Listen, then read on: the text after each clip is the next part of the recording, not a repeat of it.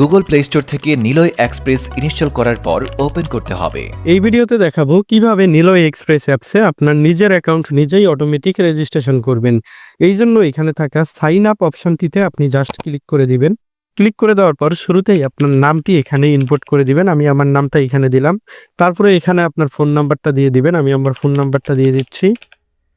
Phone number দেওয়া হয়ে গেলে আপনার একটি ইমেল অ্যাড্রেস এখানে দিয়ে দিবেন। আমি আমার ইমেল অ্যাড্রেসটি এখানে দিয়ে দিচ্ছি। ইমেল অ্যাড্রেস দেওয়া হয়ে গেলে আপনার অ্যাকাউন্টের জন্য একটি পাসওয়ার্ড তৈরি করে নেবেন, যেই পাসওয়ার্ডটা আপনি আপনার অ্যাকাউন্ট লগ ইন এবং ট্রানজ্যাকশনের জন্য ব্যবহার করতে পারবেন।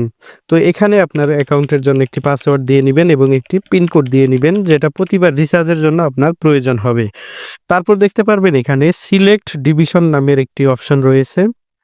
তো এখানে জাস্ট ক্লিক করে দিবেন। এখান থেকে আপনার ডিভিশন, আপনি যে বিভাগ থেকে এটিকে রেজিস্ট্রেশন করতে চাচ্ছেন আপনার বিভাগটাকে সিলেক্ট করে দিবেন। বিভাগ সিলেক্ট করা হয়ে গেলে এখানে আরেকটি অপশন চলে আসবে। তো এখানে দেখতে পাচ্ছেন যে আরেকটি অপশন চলে এসছে। তো এখানে ক্লিক করে এখান থেকে আপনার জেলাটাকে সিলেক্ট করে দিবেন। আমি আমার জেলাটাকে সিলেক্ট করলাম। জেলা সিলেক্ট করা হয়ে গেলে এখানে আরেকটা অপশন আসবে। এখান থেকে জাস্ট আপনার উপজেলাটাকে সিলেক্ট করে নেবেন।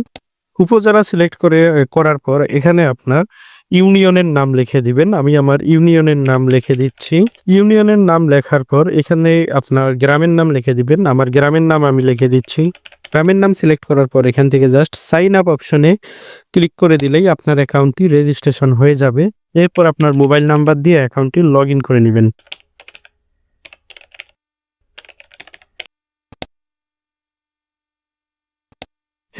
লগ ইন করার সময় যে পারমিশনগুলো চাবে এগুলোকে অ্যালাউ করে দিবেন। এইভাবেই আপনি নিলয় এক্সপ্রেস অ্যাপসে খুব সুন্দরভাবে অ্যাকাউন্ট রেজিস্ট্রেশন করতে পারবেন।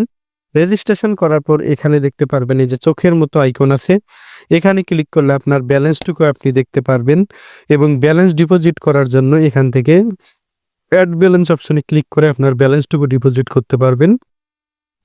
এখান থেকে মোবাইল রিচার্জ করার জন্য এই রিচার্জ অপশনে ক্লিক করে আপনি মোবাইল রিচার্জ করতে পারবেন। কম দামে ডিসকাউন্টে সিমের অফারগুলো এই যে ড্রাইভ অফার অপশনে আপনি পেয়ে যাবেন।